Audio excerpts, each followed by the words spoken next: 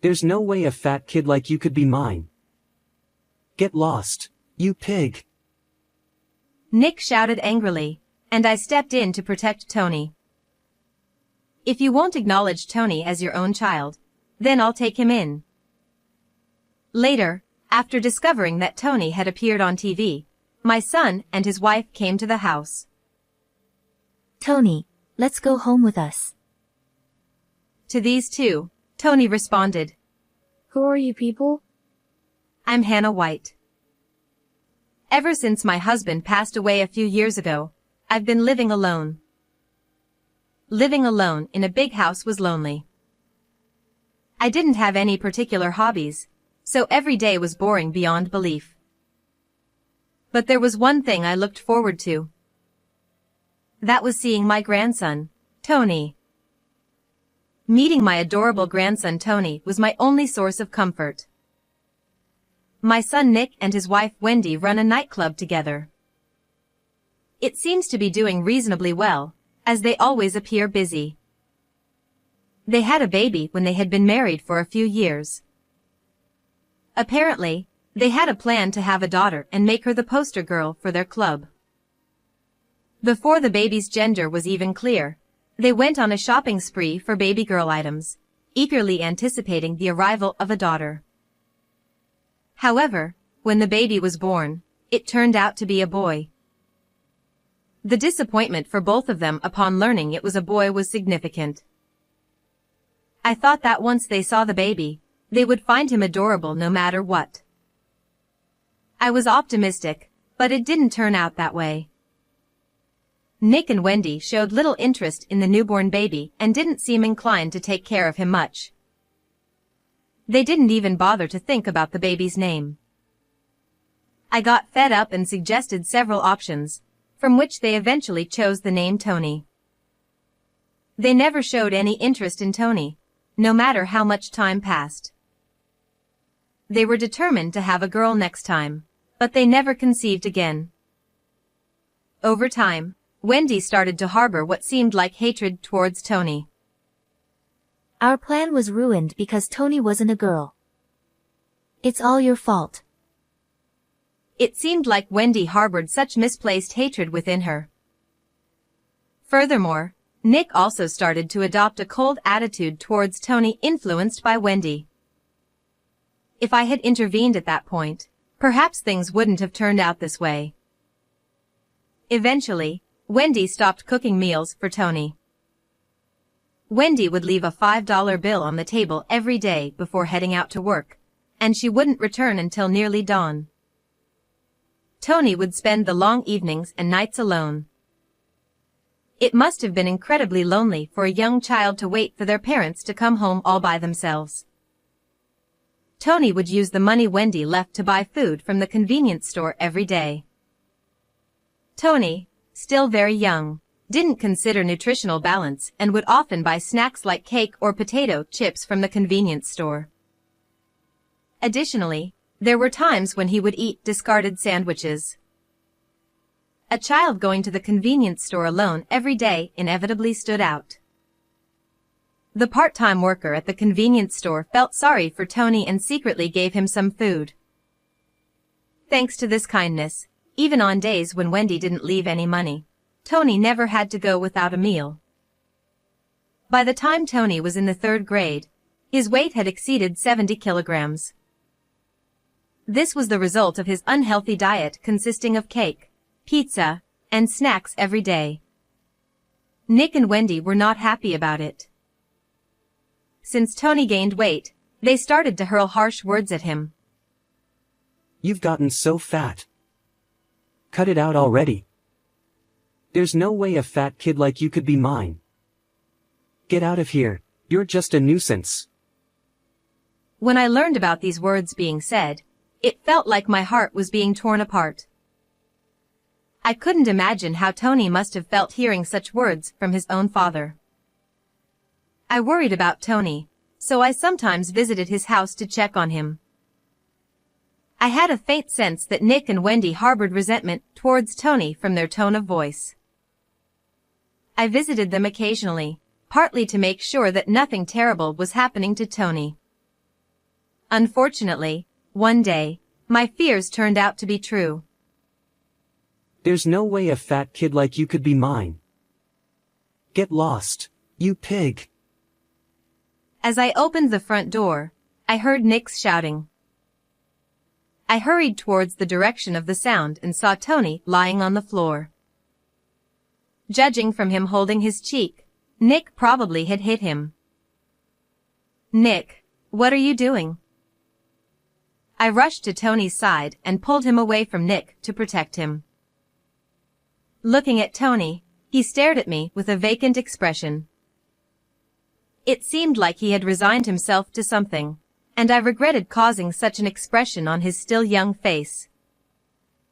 Nick hadn't noticed my presence. His eyes were wide open as if they were about to pop out of his head. Do you even realize what you're saying? Tony is undoubtedly your child. I shouted at Nick. Even though Tony was my own child, I couldn't comprehend Nick's thinking at all. It was unbelievable to subject Tony, who was innocent, to such treatment just because he wasn't the desired girl. If you won't acknowledge Tony as your own child, then I'll take him in. My sudden words left both Tony and Nick bewildered. From there, things progressed smoothly. Nick and Wendy eagerly jumped at my offer, seeing it as a convenient way to get rid of their problem. Thank you, Mom. Now we can focus on running the business, right, Wendy? Yeah, thank you so much. On the day I took Tony in, they said these words with brighter smiles than I had ever seen on them. Their smiles made me feel sad. I realized just how little they had cherished Tony. I had been watching, thinking that being with his biological parents would make Tony happy, but seeing this made me strongly regret not taking him in sooner. On our way back home, Tony said something like this. I'm sorry. I'll grow up quickly and leave. What is he saying? When I asked him again, Tony was expressionless. You regret taking me in, don't you? You've been making scary faces since earlier. Did I have such an expression? Tony looked down sadly. It's not that. I regret not doing this sooner. If only I had let go of the idea that being with my biological parents would make me happy sooner. That's right. I don't regret taking Tony in. What I regret is not separating him from those two sooner. Am I bothering you? Tony looked at me with anxious eyes. I hugged Tony tightly. Of course not. I'm confident that I love you more than those two ever did. Tony seemed unsure of what to do. After standing frozen like a stone for a while, he muttered softly. This is the first time I've hugged. Tears overflowed from my eyes. I made a firm decision to make this child happy, no matter what. From that day on, Tony became remarkably more energetic. He started laughing and talking much more than before, which was hard to believe considering his previous demeanor. Every day when he came back from school, he would happily tell me about his day while helping with dinner preparations. You look happy today, Tony. Did something good happen? You know what? Something funny happened today. While we were singing in music class, a sparrow flew into the music room. And then the teacher made a big fuss. I wondered why, and it turns out the teacher is scared of birds. She was about to cry. Tony chuckled, perhaps remembering the scene from earlier. Tony's presence was so adorable and endearing that I couldn't help but feel overwhelmed with love. Perhaps because Nick had started eating healthier meals since coming to my place, Tony's body shape had become more standard. While still retaining the typical cuteness of a child, his jaw became sharper, making him look quite handsome. He shyly told me that he had started to get approached by girls at school more often. Tony was happy every day, and I felt relieved to see him like that. It was the day of the first parent-teacher meeting since I took Tony in. The teacher made a suggestion. Would you consider having Tony take an IQ test at the hospital? This suggestion made me anxious. It felt like they were implying there was a problem with Tony's intelligence. Is Tony falling behind compared to others?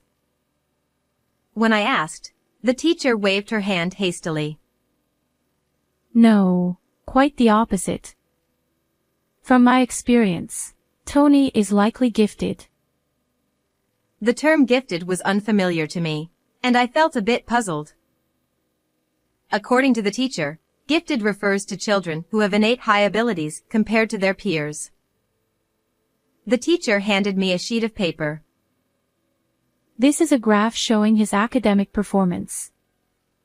As you can see, his grades have dramatically improved from a certain point. Indeed, the sudden rise on the graph was noticeable. Looking at the dates on the horizontal axis, it was clear that the change occurred shortly after I took Tony in. Since it was so sudden, I asked Tony if he had started attending a tutoring center or something. Even so, this kind of improvement is unusual. But that wasn't it. Apparently, Tony had been deliberately adjusting his performance to avoid getting good grades. I didn't quite understand what the teacher meant, so I looked at Tony, who was sitting beside me. Noticing my gaze, Tony spoke up. In my previous home, if they found out I was getting good grades, they didn't like it. They called me arrogant and hit me even more. He shrugged his shoulders. So, during tests, I deliberately left answers blank or wrote the wrong ones. I actually knew all the answers, though. Tony smiled wryly. Now, I don't have to do that. So I just take the tests normally. They're too easy and boring, though. I understand everything just by reading the textbook, so classes aren't interesting. I want to study something more challenging, Tony said with a sigh. For a moment, I worried that the teacher might be offended by Tony's words, but I was relieved to see her laughing loudly. What do you think? If Tony is gifted, we might be able to provide support that suits him. Would you consider having him take the test at the hospital? If it would benefit Tony. With that in mind, I decided to take Tony to the hospital over the weekend. Based on Tony's behavior at school and at home, as well as the results of the IQ test, there is a possibility that Tony is gifted, the doctor said firmly. Tony's IQ was significantly higher than average, and I was surprised. I didn't know Tony was so intelligent. No wonder schoolwork is easy for him. I decided to hire a private tutor for Tony to fulfill his wish of studying more challenging subjects. The tutor is a veteran who graduated from a famous university in the UK and understands Tony's needs well. It's more fun than schoolwork. Tony was delighted. Tony passed the first-class math exam recommended by his tutor.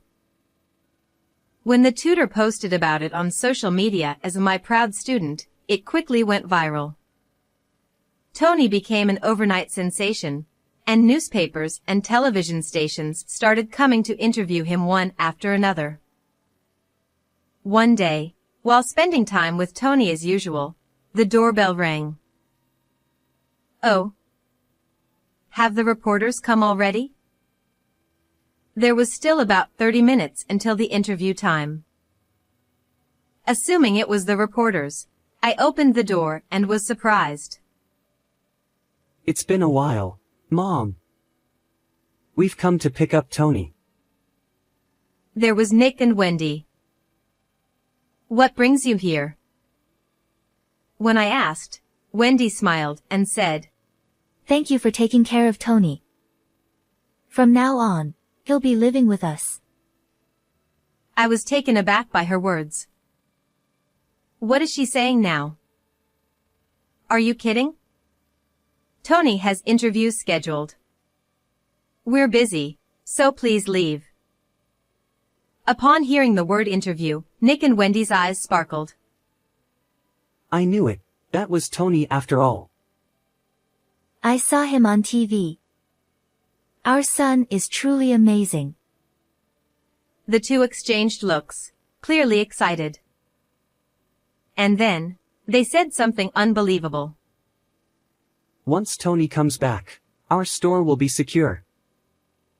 Wendy nodded along beside Nick. If customers come for Tony, our sales will increase more than ever. And in the future, he can take over the business. It'll make things easier for us. I'm appalled by the selfish thoughts of those two. They said Tony wasn't theirs, but as soon as they found out Tony is talented, they came to take him back. Tony, a child, isn't parents' property. I've had enough. When I was determined to give them a piece of my mind, Tony appeared behind me. Seeing Tony, Nick and Wendy smiled. Their smiles only fueled my irritation further. However, those smiles of the two were shattered by Tony's few words. Who are you guys? Tony looked straight at the two of them and said. They couldn't hide their confusion. Who? We're your mom and dad. You're our dear child I gave birth to with a lot of pain. Wendy's words made me sick. To call him their dear child, how could they say that? As I was about to say something in response, Tony chuckled softly. My only parent here is her. I don't know you who abandoned me. Tony said firmly. Tony, she's your grandma, not your parent. Come home with us. Nick said gently, trying to reason with him. Tony glared at Nick. My home is this house with Grandma. Unlike you two, Grandma has shown me love. You're not my parents. You abandoned me and then come to take me back when you find me useful. This is the first time Tony has raised his voice so much. Nick and Wendy's faces contorted in dismay. Nick, visibly frustrated, reached out to grab Tony's arm. Just as I moved to intervene, a voice called out from behind Nick. Is what he just said true? That you abandoned him? Reporters gathered around with solemn expressions. They were here to interview Tony. It seemed the appointed time had passed without notice. The reporters surrounded Nick and Wendy. Then they aimed their cameras at the two and fired a barrage of questions. Caught off guard, Nick and Wendy were left flustered. Days later, this interview aired on TV. The sad past of a genius boy, investigating the parents who abandoned him. The title was sensational and it had a tremendous impact. The two faced a backlash on social media and received numerous critical phone calls to their shop. It's unthinkable to abandon a child just because it's not a girl. Don't try to manipulate a child for your own convenience. In addition to these phone calls, apparently many people gathered to catch a glimpse of the faces of such terrible parents. Naturally, the situation made it almost impossible to operate the store normally. Desperate, Wendy sought help from her parents, only to receive a cold response. You reap what you sow. Deal with it yourself. We won't help someone who abandons their own child. Nick and Wendy were scorned and abandoned by everyone. They're making fuss about why they were facing such consequences, but it was clearly the result of their own actions. It would be good if this could be a turning point for them to repent. But from what I can see, it's unlikely. After that incident, Tony and I immediately moved away. I want to cut ties with those two. I can't stand going through something like that again. I respected Tony's wishes, and we moved far away to ensure that those two would never come near Tony again. It would have been ideal to take legal action, but even though we had adopted him, severing ties with biological parents is difficult. At Tony's new school, he made good friends. One of them seemed to understand Tony well. At home, Tony would bring his friend over to show him his self-made programming projects, enthusiastically explaining his intricate details. While Tony's technical obsessions are too difficult for me to grasp, his friend seemed to understand, nodding along and listening attentively as Tony talked.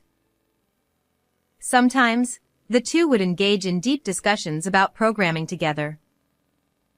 Watching Tony always looking so happy, I truly felt moving here was the right decision.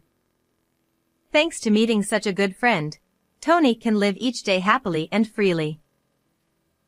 I want us to continue living together, getting along well and helping each other.